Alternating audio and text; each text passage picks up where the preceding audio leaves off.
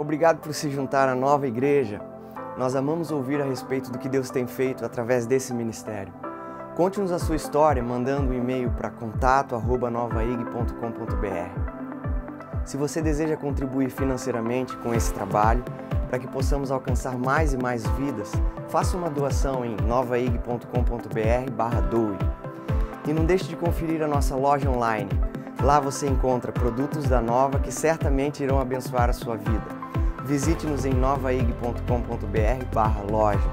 Esperamos que essa mensagem te abençoe. Deus trouxe uma palavra no meu coração que eu estou muito feliz em poder compartilhar com você. E o tema que Deus me trouxe é que Deus é um Deus de propósitos. Deus faz alianças com o homem. Deus fez alianças com os homens e através da cruz Ele fez uma aliança perpétua conosco. Mas Ele fez essa aliança com um propósito. Ele fez uma aliança, Deus não faz nada impensado. Deus não faz nada assim, eu tive essa ideia agora, eu vou fazer. Não foi assim. A Bíblia diz lá no Salmo 139 que todos os nossos dias já estavam escritos antes que nós fôssemos formados no ventre da nossa mãe.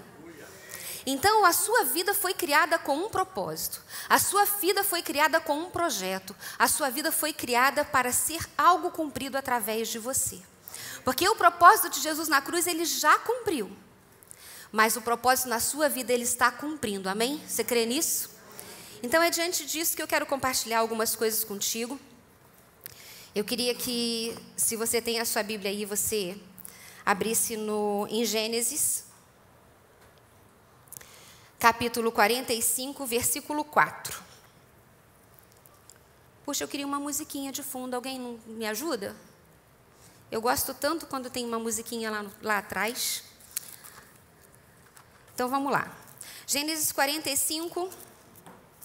E o contexto aqui é quando Jacó sabe que José está vivo. Na verdade, ele se revela para os seus irmãos. Quando não sei se você conhece esse texto, mas se você conhece, eu vou só te lembrar. A Bíblia diz que José era um filho de Raquel, né? Foi o filho que Deus deu a Raquel. Depois de um tempo que Lia já tinha tido vários filhos. E elas concorriam entre si. E uma sempre queria... Raquel era amada de Jacó, mas Lia não. Lia não foi a mulher que ele escolheu para casar. Então, Lia ia tendo um filho atrás do outro, e toda vez que ela tinha um filho, ela dizia, Deus me abençoou, e agora o meu marido vai gostar de mim. Tinha outro filho, e ele falava, agora o meu marido vai se interessar por mim. E assim foi até que ela teve 6, 7 filhos, e Raquel, apesar de ser amada de Jacó, ela não era feliz, porque ela não tinha um filho. E aí a Bíblia diz que Deus dá a ela José. E aí você vai saber que na época da crise, teve fome no Egito, e aí José veio a ser o vice-governador, mas até ele cumprir esse propósito, ele passou por muita luta. Ele foi preso, ele foi vendido como escravo, ele foi rejeitado, ele passou por várias coisas, que se você começar a olhar a história do início, você fala assim, meu Deus, como que Deus tinha um propósito na vida desse homem? Talvez você esteja passando por coisas na sua vida hoje que você pense assim, mas será que Deus tem realmente um propósito na minha vida? Será que realmente eu sou esse filho amado? Será que realmente Deus está comigo? Será que realmente isso que eu estou passando, Deus está comigo? Porque a Evelyn estava falando agora no louvor que mesmo na luta a gente declara a palavra. E tem dias que a gente declara a palavra, mas o nosso coração não quer declarar nada. O nosso coração está dizendo o seguinte, olha, eu vou declarar, mas eu nem estou crendo, eu só vou declarar porque eu vou obedecer. A gente sobe aqui nesse púlpito e diz para você, Deus é fiel, Deus vai fazer, e aí quando você está lá no meio do furacão da sua vida, você deve lembrar do pastor Maurício, você deve lembrar da pastora Denise, de um de nós, e fala assim, não, mas eles estão dizendo que tudo vai dar certo, a Bíblia diz que tudo vai dar certo, então eu vou dizer que tudo vai dar certo. Eu imagino José, chega lá para os 2 presos, o copeiro e o padeiro do rei, e fala, olha, quando você estiver lá com o rei, lembra. E a Bíblia diz que passaram mais 2 anos. Sabe aquela hora que parece que abriu uma frestinha na porta que você vai conseguir passar e você fala assim, agora é a minha saída, vou sair desse buraco. Aí 2 anos, você fala, mas Jesus, eu tinha certeza que eu ia sair agora. Mas não saí. Então vamos lá. A Bíblia diz lá em Gênesis 45, que José se revela para os irmãos e ele fala assim, eu sou José, seu irmão, aqueles que vocês venderam ao Egito. Agora não se aflijam, nem se recriminem por terem me vendido para cá, pois foi para salvar vidas que Deus me enviou diante de vocês. No versículo 7 ele fala assim: mas Deus me enviou à frente de vocês para lhes preservar um remanescente nesta terra, para vos salvar a vida com grande livramento. Teu Redentor vive e ao seu tempo ele se manifestará. É isso que a Bíblia diz. Fica tranquilo, o Senhor vai se levantar em teu favor. Fica tranquilo, não é por causa desse momento que você não vai ver a glória de Deus na sua vida. E José fala isso para os irmãos, e a Bíblia diz que quando ele se revela para os irmãos, ele chorava tanto que os egípcios ouviram do outro, na porta do lado, que ele mandou que todos saíssem. Aí lá no versículo 46, lá no capítulo 46, e aí eu quero falar exatamente um pouquinho sobre isso, 46 do 1, ele diz assim: Israel partiu, depois que José se revela, ele manda chamar o pai, e aí o pai vem com todos os seus bens, com toda a parentela, você vai ver isso aqui, diz assim: Israel partiu com tudo que, Israel, ele está falando de Jacó, né? Israel partiu com tudo que lhe pertencia. Ao chegar a Berseba, ofereceu-lhe sacrifício a Deus de Isaque, seu pai. Jacó, até aqui, ele ia fazendo tudo o que dava na cabeça dele. Ele foi lá, teve o prato de lentilha, trocou a primogenitura com Esaú, foi embora e fugiu, e aí casou, foi ficar com Labão, que era da parentela dele, não perguntou nada para Deus. Foi casando, foi tendo filho, foi fazendo, nunca ele perguntou nada para Deus. Diferente de Davi. Davi, tudo que ele ia fazer, ele perguntava: Senhor, ele fazia um sacrifício, ele fazia um holocausto, ele perguntava: Senhor, eu vou nessa guerra? Senhor, eu vou contra os amalequitas? Senhor, eu vou não sei aonde? Sempre ele antes fazia um holocausto, um sacrifício e perguntava: Senhor, eu vou? Mas aqui, quando Jacó pergunta, faz um altar em Berseba, Berseba era um limite entre Canaã e o Egito. Dali para frente ele ia entrar na terra do Egito. Ali ele já estava velho, ali ele já tinha lutado com o anjo, ele já estava manco, ali ele já tinha um pouco de experiência. Ali ele já estava entendendo que para que ele fosse tomar uma jornada, ele tinha que perguntar: Senhor, é para cá que eu vou? Senhor, é esse caminho que o Senhor tem para a minha vida? Senhor, é essa porta de emprego? Senhor, é essa faculdade? Senhor, é esse casamento? Senhor, é esse ministério? A gente tem vivido um ano que a gente tem chamado a igreja para servir. E eu creio que servir, Jesus foi o primeiro a servir. Mas às vezes a gente não pergunta. Eu creio que você pode pegar, como o pastor Maurício falou na reunião, um tapetinho ali e dizer assim: esse tapetinho aqui vai ser o meu serviço. Mas você perguntou para o Senhor se aonde esse tapetinho vai ser bênção para aquelas pessoas que Deus vai trazer para pisar em cima desse tapete? A gente tem muito lugar para servir, não falta lugar. Mas eu creio que nós estamos entrando em dias que a gente tem que começar a perguntar: Senhor, qual é a porta que o Senhor quer que eu entre? Senhor, eu vou servir no ministério infantil? Senhor, eu vou servir entregando recolhendo as ofertas? Senhor, eu vou servir aqui com a minha boca, intercedendo pela igreja, pelos meus líderes, pelos meus pastores? Senhor, eu vou aonde eu vou? Porque muitas coisas que Jacó foi fazendo, ele não queria saber onde é que Deus estava, ele foi indo. E nós estamos vivendo tempos que a gente precisa começar a perguntar: Senhor, qual é o teu propósito nessa situação? Às vezes a situação é ruim, às vezes não é um momento confortável, mas Deus permanece cuidando de mim e de você. Deus permanece ali ao seu lado. Josué, ele estava em luto. E a Bíblia diz que a gente pode ver que ele estava caído, porque ele fala, Deus fala para ele: levanta-te, eu sou contigo. Olha, primeiro ele fala: Moisés morreu. Levanta, porque eu sou contigo. Eu tenho uma obra com você, eu tenho um propósito com você, eu tenho um plano para a sua vida. Agora Josué, ele não estava assim, não caiu de paraquedas para entrar com o povo para Canaã.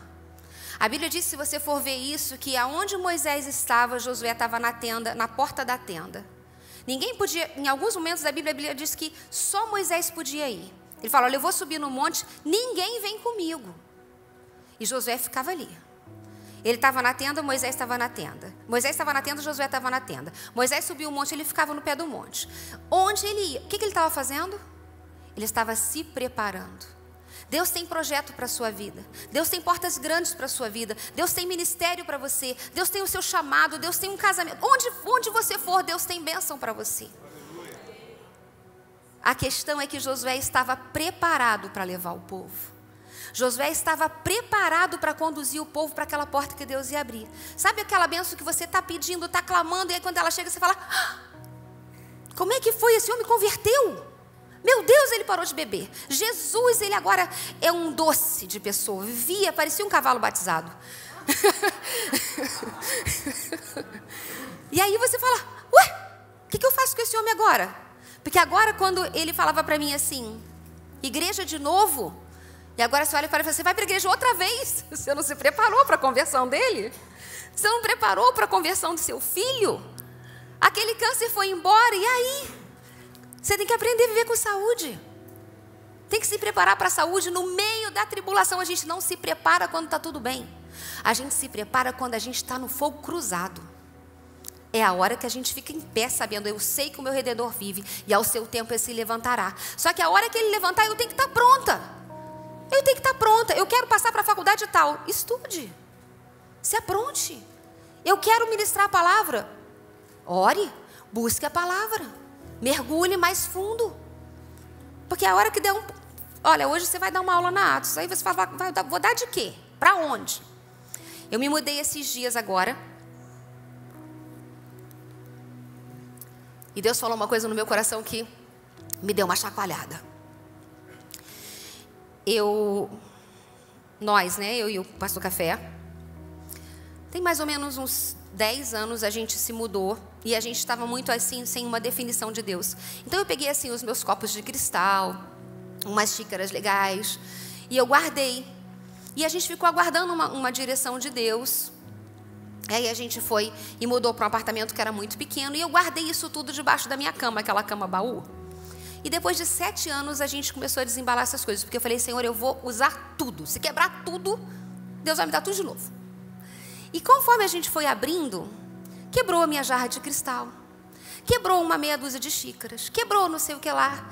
E eu estava com uma amiga me ajudando, e conforme ela foi tirando aquelas coisas, o Espírito Santo foi tão claro comigo. Ele falou assim: existe um depósito dentro de você, que não é para você guardar embaixo da cama.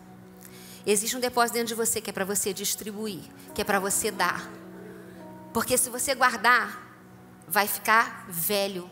A unção de ontem não serve para hoje. A unção de hoje é para hoje. O poder de Deus para a sua vida é para hoje. Você precisa de um socorro agora. Não adianta chegar ontem, não adianta chegar amanhã, você precisa hoje. Então não guarda. Não guarda. Valoriza as pequenas coisas, valoriza os pequenos começos. A Bíblia diz: ser fiel no pouco e sobre o muito eu vou te colocar. É o tapete?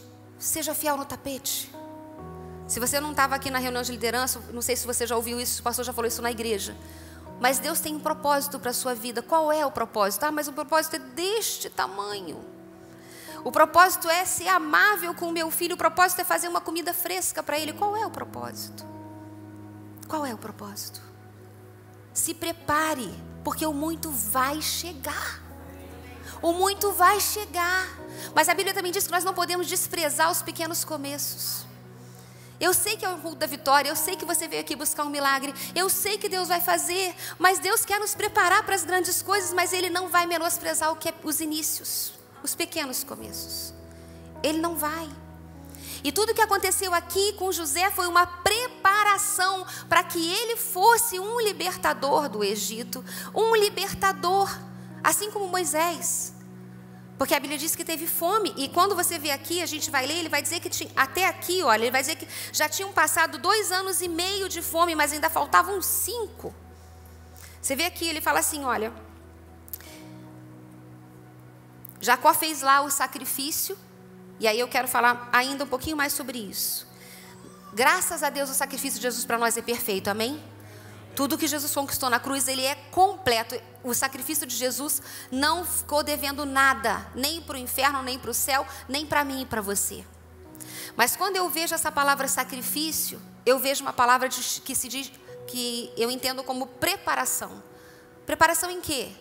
Em buscar a palavra. Preparação em ouvir a palavra, porque a fé vem pelo ouvir e ouvir a palavra de Deus.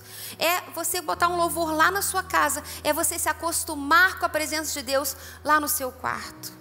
Ele fala, você quer buscar? Como é que eu vou orar? Onde que eu vou fazer? Fecha a porta do seu quarto e fala com o teu pai que te ouve em secreto. Fala com seu pai que te ouve em secreto. As coisas na Bíblia diz que não tem nada que nós recebamos que antes do céu não nos seja dado. Mas se eu quero receber, eu tenho que buscar lá na fonte, eu tenho que buscar no céu. Porque é a Bíblia que está dizendo isso para mim. Não é uma palavra de um homem, é uma palavra da palavra de Deus. E tudo que Jesus fez está disponível para nós. Mas quando eu digo, Senhor, eu quero intimidade, eu quero mais, a gente entra debaixo da cachoeira da bênção. E aí não tem nada que possa impedir. Não tem nada.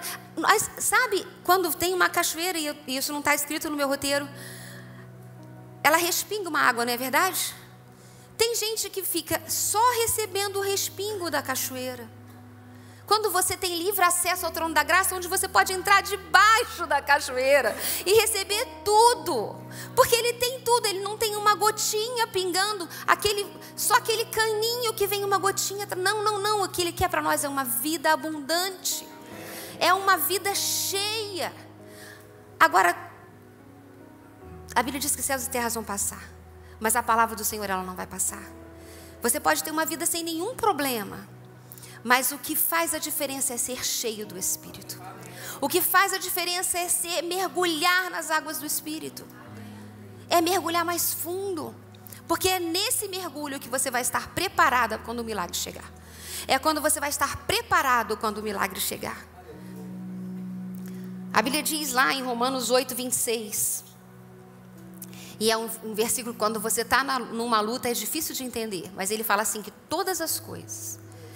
Todas são todas? Então são todas.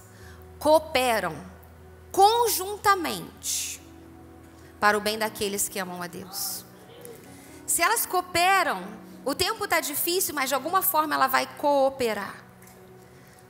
De alguma forma ela vai cooperar. E uma coisa que eu achei interessante aqui é que a Bíblia diz lá no versículo 37 de Gênesis que quando José foi vendido, ele tinha 16 anos.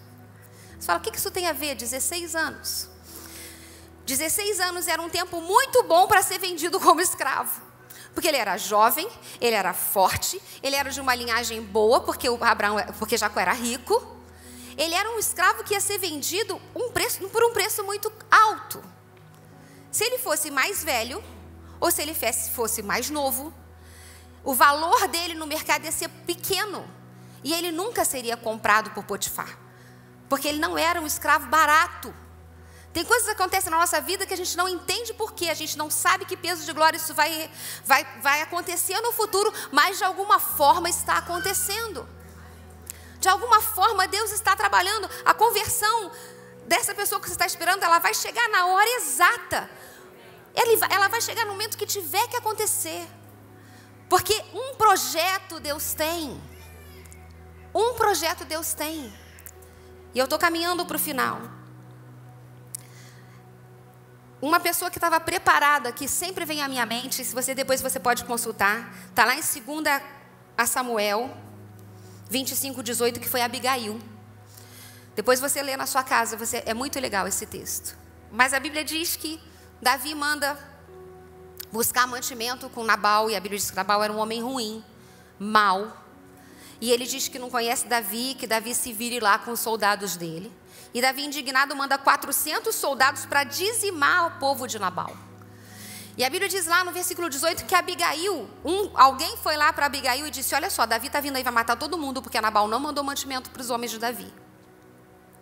A Bíblia diz que imediatamente ela estava pronta. Eu fico pensando sempre nisso. Ela estava pronta. Ela não estava ali assim, o que eu faço agora? Será que eu falo com Nabal? Será que... O que eu faço? Não, ela foi uma mulher extremamente sábia. A Bíblia diz lá, no versículo 18, de 1 Samuel 25. Eu acho muito legal a posição de Abigail, porque ela não estava assim, esperando acontecer, ela estava fazendo algo. A Bíblia diz que aquele que fica olhando o vento não vai plantar, jamais cegará. E o tempo da prova, o tempo da luta, é um tempo de você firmar bem as suas estacas no Senhor. É o tempo de você grudar nele. A Denise estava falando aqui nas únicas, que quando o Vicente estava no hospital, eles estavam ali clamando, crendo, e uma voz do Espírito Santo falou com ela: eu estou contigo, não foi assim? Aquela voz, a circunstância não passou. Ele ainda estava passando por um procedimento com um monte de tubo, mas aquela voz deu para ela confiança. Agora, foi uma confiança do Espírito Santo, mas havia ali uma estrutura que foi formada para o tempo do tempo mau. Essa estrutura, esse depósito de aprender a ouvir a voz do Espírito, de saber quem o Senhor é, de saber o que Jesus fez. Quando ela ouviu aquela voz, ela falou: é Ele está comigo. Abigail, quando ouviu assim: olha, o Davi vai vir contra o seu povo, não vai sobrar ninguém, nem seu marido, nem filho, nem todo menino vai morrer. Havia dentro dela uma posição, ela estava pronta para agir. Ela estava pronta para tomar uma atitude. E aí a Bíblia diz, e eu gosto disso, ela fala assim: imediatamente, Abigail pegou 200 pães, 2 vasilhas de couro cheios de vinho, 5 ovelhas preparadas, grãos torrados, bolos de uvas passas, 200 bolos de figo prensados, e carregou um jumento e disse para o seu servo: você vai na frente que daqui a pouco eu vou te encontrar. Nós precisamos nos preparar, porque chuva de milagre vai acontecer. E quando começar a chover, eu tenho que estar pronta para me molhar da chuva de bênção. É uma chuva que não vai inundar a sua casa, você não vai perder tudo. É uma chuva de milagre. É a chuva daquilo que eu venho semeando com choro, com lágrima. Mas a Bíblia diz que aquele que semeia com choro, com júbilo ceifará. É com alegria. Vai receber com alegria. Com alegria. Então a palavra que apesar de falar de muita luta, o que eu quero deixar para você hoje é uma palavra de ânimo. É saber que apesar do que você está passando, Deus não se esqueceu de você. É uma palavra que diz assim, sabe, que mesmo, Davi disse isso, né? Que eu ande pelo vale da sombra da morte, não temerei mal algum, porque tu estás comigo. Para Josué ele diz: Josué, eu estou contigo. Medita, ele manda o segredo da vitória. Medita nesse livro de dia e de noite. Medita nesse livro de dia e de noite. E aí Isaías 41:10 vai dizer assim. E aí a gente vai encerrar e eu quero orar por você. Por isso não tema, eu estou com você. Não tenha medo, pois eu sou o seu Deus. Eu o fortalecerei e eu o ajudarei e eu o segurarei com a minha mão vitoriosa. A Bíblia diz que nós temos o nosso nome gravado na palma das mãos dele. Você não está à mercê da sua vida. Você não está à mercê do tempo ou do governo. Você não está à mercê de quem dirige, naturalmente falando, a sua vida. Porque você pode não gostar disso, mas a Bíblia diz que nós temos que ser submissos aos nossos esposos. E às vezes eu falo para o café: me governe. E às vezes eu falo: meu Deus, eu estou falando isso mesmo. E eu quero dizer para você, eu quero te convidar para você ficar de pé.